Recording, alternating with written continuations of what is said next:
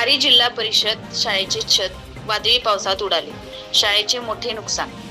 रविवारी रात्री झालेल्या मुसळधार पावसासह सोसाट्याच्या वाऱ्यामुळे सातारा तालुक्यातील कारी येथील जिल्हा परिषद प्राथमिक शाळेच्या इमारतीचे छत उडून गेल्याने शाळेचे मोठे नुकसान झाले आहे. सुदैवाने ही घटना रात्री घडल्याने कोणतीही जीवितहानी झाली नाही.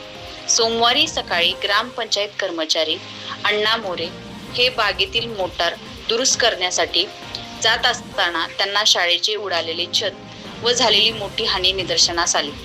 त्यांनी तात्काळ संबंधित अधिकारी आणि ग्रामस्थांना दूरध्वनीद्वारे घटनेची माहिती दिली.